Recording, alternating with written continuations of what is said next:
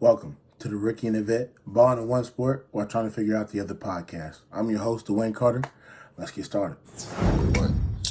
What's up, guys, and welcome back to another episode. I'm your host, once again, Dwayne Carter, and today I had the pleasure of being joined by Mr. Will Cole. Will Cole, welcome to the show, man. Man, I appreciate you having me, man. This is a joy to be here. Awesome. So, besides for, all the people that know you around Duke, well, you're new on the podcast, so I'd like you to introduce yourself a little bit, tell us a little bit about you, your background, etc. Of course. So again, my name is Will Cole. I work in the athletic department with student athlete development. I've been at Duke for 6 years. This is my first year in this role. So the previous 5 years, I worked specifically with the football team, which had a blast. Originally from Mississippi, so I grew up in Oxford, Mississippi.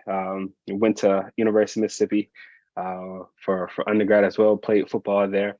After I graduated, came here to Duke, get my master's in math education.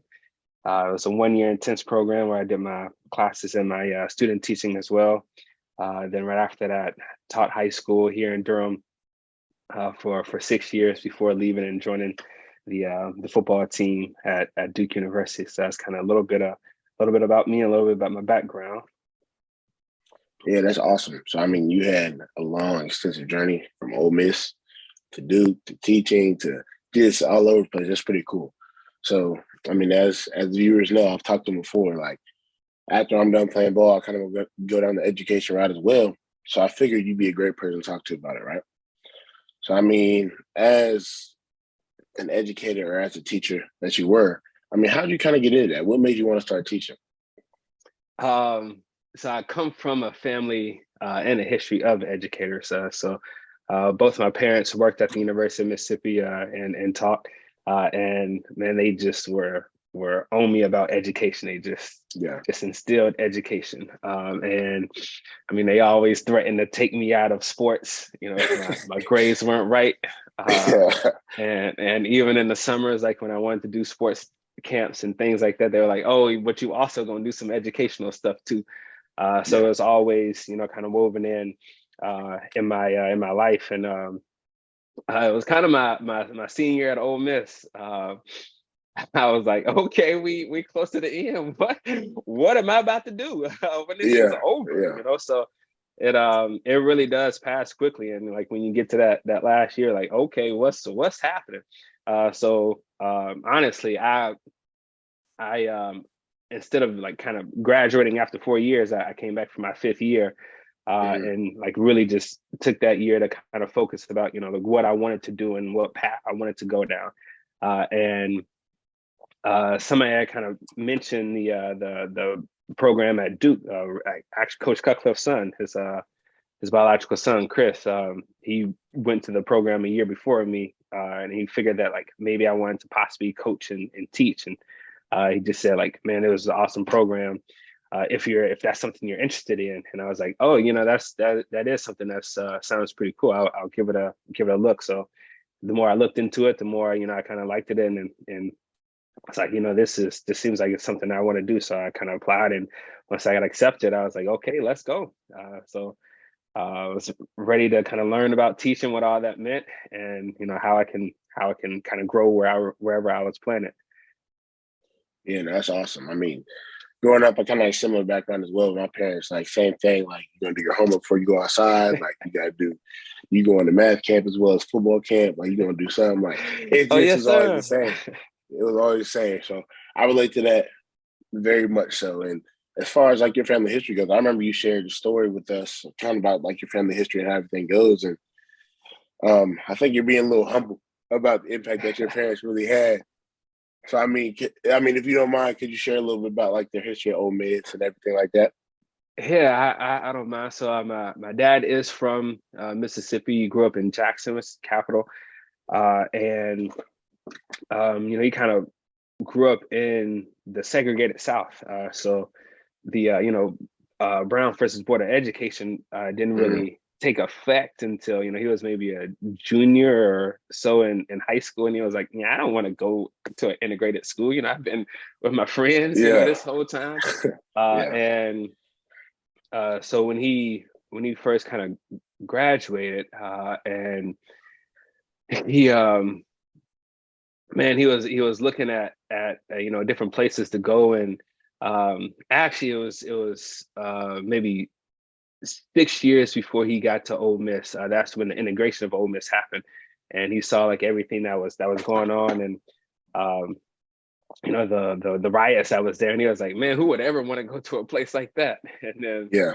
six years later, he was applying to that school, and was going. So he encountered like a lot of difficulty, right? So he was like one of the part of like the second waves of African Americans at the university, and it was still really, really, really difficult for him, just to kind of pursue that, right? So like he wanted to play sports, and he tried to walk on and play basketball, but the coach pretty much told him like if he allowed a Negro on the team, that was his job at the least, and possibly his life. And he wanted to be a math major, and the head of the math department, just he wouldn't even talk to him. He would just like uh, say, "Oh, you can talk to my assistant outside, and they'll come talk to me." But it was just pretty much said like, "There's not going to be an African American that graduates in the math department while I'm here." So it was just just a hard kind of road for him. And even in some of the classes, when you go in, some of the professors, some of the students, would say like, yeah, I don't want to teach a Negro, or I don't want to sit in the class with a Negro. So, a lot of rows were empty, and sometimes, like we wouldn't even be allowed in the classroom. So it was, a very, very, very tough challenge. And even knowing some of that, that kind of helped me when I was there. I just realized the only difference was time, like I was, Yeah. 40 years later. I just kind of think about like some of the struggles that the people that came before me had, and what all they had to do for an education, right? So like when I was complaining about my little schedule, I was like, hey, this is nothing, so Yeah. it kind of helped keep things in perspective, and kind of helped keep me focused, and like I made sure I went to every single class, even if I didn't want to go to class. It's just the opportunity to sit in the class and listen to a professor. That's like everybody didn't get that opportunity. So it just kind of helped, bring focus to me while I was at Ole Miss as well. So yeah, that's a little bit about the story about my dad's history, and kind of his route while he was there at Ole Miss. Wow. I mean, that's amazing. I mean, that's a pretty consistent driver to keep you going, right? Motivation. So, I mean, thinking about it, because like that's how I kind of thought about how I wanted to get an education originally as well, because during like 2020 and the George Floyd stuff and all that, that's when I kind of realized like how much knowledge I actually lacked about our people, right? About the history of the country. And you talk about you came to the University of Ole Miss 40 years after your father, right? And 40 years is not a long time at all. And that's why it kills me when people always talk about, oh, that was forever ago, like segregation. So like it doesn't matter, it's forever ago. Like y'all need to get over it. Y'all need to do this, y'all need to do that. Which is it's just crazy to think about, because 40 years is not a long time. And Yeah, I'm not very old. that's It's just crazy. And I'm not very old. yeah. I'm 21, going on 22 here in about a week or two. But it's like I feel like time is starting to catch up to me a little bit. That's what I'm starting Yeah, to for feel sure. like. So, And when people talk about, segregation in the past stuff, you be like, "Oh, that's my grandma you talking about." not for real. For real. And it's crazy. It's so crazy. But no, I mean that's really cool. And that's obviously hats off to your dad, because it's you don't know if you could do it yourself. Like thinking back, dealing with all those extrinsic factors, all the genuine hate, and sometimes like threat on your life, like actual physical threat. So that's awesome. I mean, thinking about like when you were a teacher, right here in the Durham Public School system. Like I've worked as a tutor, kind of like I guess student teaching almost, but I worked in Durham Public School system as well. I mean, like, what's something you saw that it was like almost lacking? I guess like what made you leave? Was it because it was lacking something, or was it like for lack of better opportunity? Like what made you transition? Um, so teaching is hard, right? So public school teaching and in rural areas, it is hard. It's a tough profession, and there isn't that much room for growth, right? So like in terms of growth. It's more so like getting pushed out the classroom and into like administration or something like that. And that wasn't anything I was interested in, right? So like I wanted to be, you know, front lines like with the students, you know. So if I was Yeah. going to stay in education, like I wanted to be, you know, kind of in the classroom. And it isn't that much room for growth. But the thing that kind of um, solidified the move for me was really Coach Cutcliffe, right? So like Mhm. knowing who he was, and you know, like what type of program that he had, and what type of program he wanted, you know, and kind of the future that he saw. Like I knew I would be working for, in a sense, like family, you know. It's just like working for Yeah. family. So when I left, my parents were actually even mad about it, because they asked me how much is he paying you. I was like, I forgot to ask that part. I don't even know, you know. But I just knew, you know, he was going to take care of me Yeah. because he family. But I mean, even, you know, because we had a lot of conversations, you know, even about that. Like he grew up from a family of educators, and you know, his son is an educator, his wife is an educator, his Mhm. daughter is an educator. So you know, um, before he even let me, you know, like make a decision, he wanted me to talk it over with my parents, and just say like, you know, like, is this something, you know, that I truly wanted to do? Because like he just knows the importance of good teachers in the classroom. So it wasn't like he wanted to just come and like say like, oh yeah, you know, come join my staff. You know, he was Yeah. really really sincere about you know, like making sure that this was, you know, a right fit and something that I truly, you know, wanted to do and felt right to do. So that was more so my transition, you know, out of the classroom and into athletics, you know, college athletics. Yeah, no, 100%. That sounds just like Coach Cut. I mean, the great man he is. At the time that I was lucky enough to spend with him, I mean, he's the reason I'm at Duke in the first place. He's the one who got my scholarship and everything else. So he believed me first. And that's kind of another reason I chose to come here. It was like, I always talk about the people, and it's like second to none. And I'm sure you can agree, but like, there's Yes, sir. just great people all around this university and great opportunities as well. And then, I mean, the Yeah. education, obviously, it speaks for itself. But talking about Coach Cut and everything, and then I mean, as an educator, like I feel like when you're in the role that you're in on the football team, your educator like role didn't stop, right? Because I feel like you're still building a relationship with us, you still have opportunities to just grow, community service, things of that nature. And it's just funny because I always talk about people like, "Oh, I don't want to go to education. All right, so you want to teach.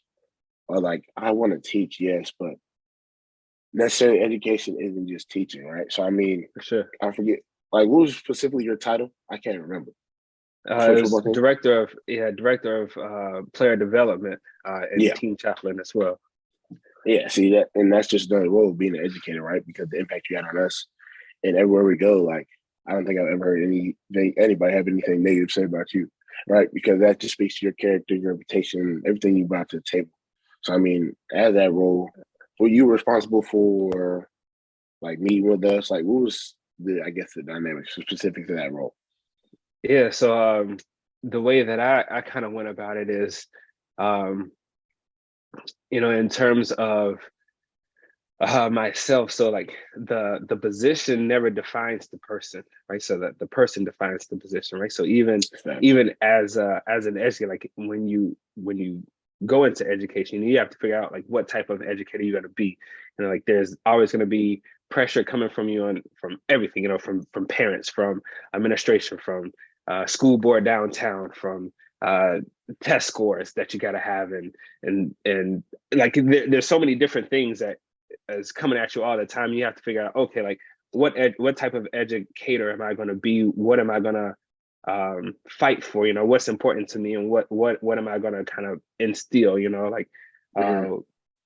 uh, at the end of the day. So kind of same situation for me in that position is, you know, like what is an opportunity to you know, continue sharing my philosophy in a sense. You know, so like what kind of image do I want to portray, right? So it's like um I want to be able to be a person that like, okay, that's open, and that's a little bit harder for me because, you know, I am a little bit more introvert, you know, like not as outgoing, a Mm-hmm. little bit shy, but it's like I still want to be raw, I want to be real, you know, I want to be transparent, and I want to be open to where, like, you know, somebody does feel comfortable to share, and not only to do that, but to share in terms of growth, right? So it's like, man, like how can I take what I have and share it? You know, it's like, Mm. how can I like put it inside of your heart, put aside Yeah. your teammates' hearts and put inside your mind and put inside your teammates' minds, right? So it wasn't like, to me, I was never trying to be like, oh, like let me just preach to these guys. It was, how can I share with these guys? And I being, kind of spiritual person, like faith comes through hearing, right? So like I tell myself that even when I was a teacher, right? So it's like, just because I said something doesn't mean somebody got it, right? So just because you Yeah. heard something doesn't mean you received it, right? So it's like it comes by hearing and hearing and hearing and hearing and hearing. So it's like just like the repetition of things. I just know like how important that is. So it's like making sure everything aligns for me. Like what I'm saying, what I'm doing, and how I'm living. Just making sure all those things kind of align. And so like it's just a continuous message over and over and over and over again. So Hmm. that was more so, like how I went about, kind of my role before I even, did anything. And Yeah. the something that I always remember my mom saying is one, have something good to say, and two, say it well, right? So like the first challenge is, well, Yeah. what am I gonna say, right? So like first I got to find something good to say, and then Yeah. once I have something good to say, and then I have to practice it to to say it well, to where like somebody can say, oh, okay, like maybe some of that can stay with me. So that was more so how I went about kind of that role in that position. No, that's awesome. I mean, especially thinking about like that's my favorite quote. I think you said, how can I take what I have and put it in somebody else's heart, right? Yeah. And that's real because you think about like when you leave this world, what are you gonna leave people with? Like not your money, not how many clothes you had, not how nice you dress. Like it's about how you made them feel, right? And No that's the doubt. most important thing for me as well. So that's so cool because I always say like I want to leave a legacy, but not a legacy in the sense like, all right, I have X, Y, and Z this. I made this many tackles. I mean that'd be cool. They end up in the Hall of Fame.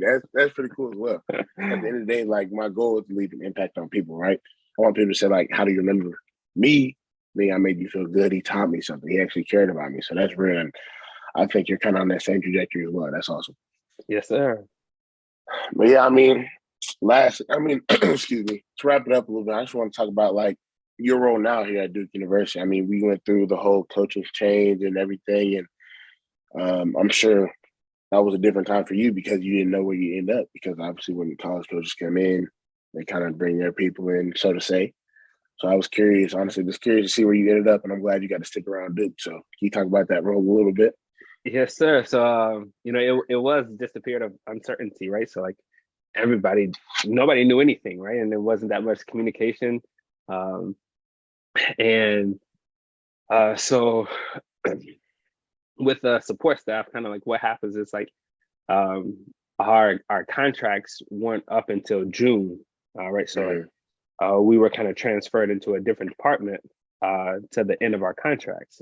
So, because of like my role with the football team, I kind of felt like maybe best fit was with the student athlete development department. I'm a person that's like I don't take things personally, right? So it's like Mm-hmm. okay, it's not anything personal. It's just more so it's business. It's not personal. Yeah. Um, and in everything there's always an opportunity, right? So like you have to find the opportunity, right? So life is a combination of highs and lows, right? It's Yeah. both, but there's beauty in every instance, right? So it's just um like how can I take what's happening and use it to my advantage, right? So um I just kind of use that opportunity as if it was a job interview, and of Mm-hmm. course I kind of said to myself, at the end of the day, even with talking to Coach Cutcliffe, and he just kind of asked me like, what is it that you want to do? Like you're a talented person and you can stay in education if you want to. You can work your way up into education, you can go into higher education.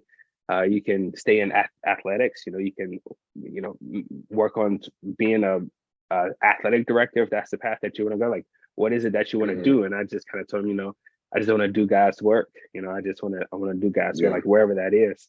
Because again, it's not so much the title, right? It's the person. It's just the title is just it's just that avenue of to do whatever it is that you're gonna do to begin with. And I always kind of told Coach that like whenever our run was up, that I was gonna probably go back into the classroom and teach. And so even in kind of looking for jobs and stuff, I really wasn't that focused about looking for jobs because I knew if I would like apply to a high school and they were going to hire me, on the spot, I was like, no, I don't want to come in, in January or, March, I want to start fresh, a whole new year.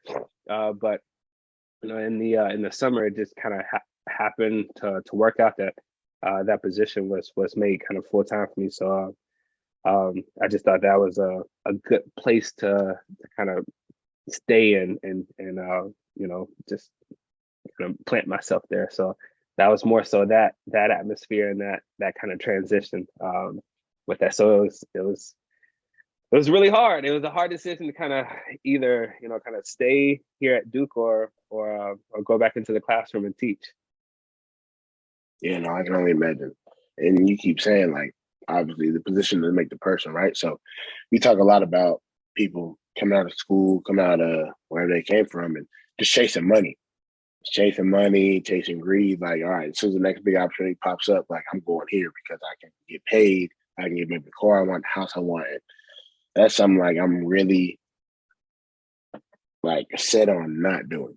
Because I hear so many stories. I've heard coaches say it. I've heard CEOs say it. I've heard, the big thing at Duke is consulting. Like everybody wants to go to be a consultant just to make the money for a couple of years and then figure it out. So, I mean, that's the big thing for me is just don't chase the money. Actually chase like what you love to do.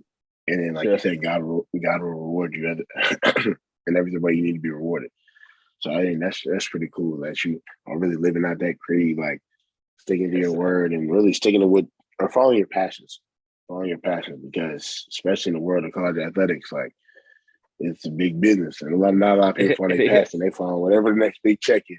It is.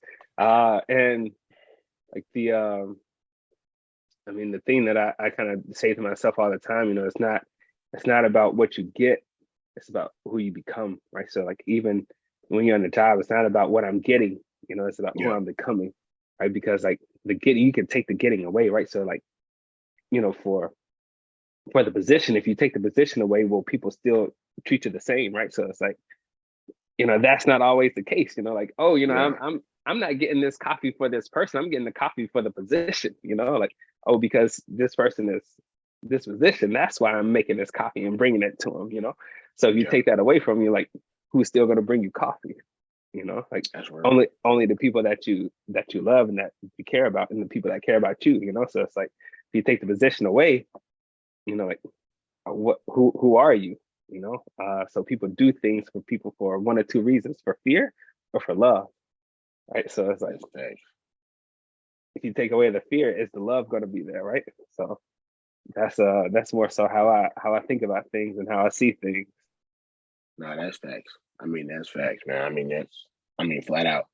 Because like we talked about earlier, like people don't remember how they made you feel. No doubt. And like you said, it's either out of fear or love. And there's always always gonna be a hierarchy, of course, but it's just depending on what type of one you want to work in, which is one based out of fear, one based out of love, and work your way up. And I mean, I'm sure some people like even in like change and like coaching change things, it's like it's probably to me like, oh, I probably won't miss some people. It's like I didn't appreciate the way maybe said some things or talked or it's always some of those. It's like some people it's like, okay, I don't particularly miss them.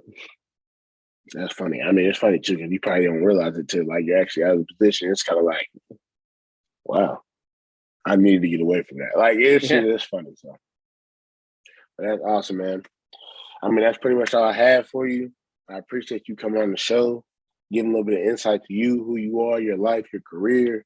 Yes, sir. Your very impressive family history. Awesome. So once again, thank you for coming on. No problem. I kind of mentioned it earlier about like, kind of defining like what type of educator you want to be, right? So like, Mm-hmm. um, even when I was teaching, it was so hard watching the football team and not getting involved. Right? I was Yeah. like, "Whoo, these babies need help," you know. Yeah. So I did start coaching when I was there, and it just got to a point where I was just fed up, right? So like I coached a receiver, so I was like, okay, I'm gonna make sure I'm gonna take care of the receivers, right? So it's like um before games, like I made them bring their meal to my room, and like we just share with each other, like we talked about family, we talked about um everything, we just like when you eat together as a family, that's when you grow together. So You like breaking we bread. would do Yeah. that. Yeah, we would do that, and then I just made it a point that like every receiver, if they want to have the opportunity to play at the next level, they're going to have that opportunity, right? So I make sure like that they had their like I checked on all their grades. I made sure like the seniors were going through clearinghouse, and Mm. if they didn't have the funds for it, I paid for it. I made sure that um, if they didn't get the score that they wanted on the ACT, that they retook it.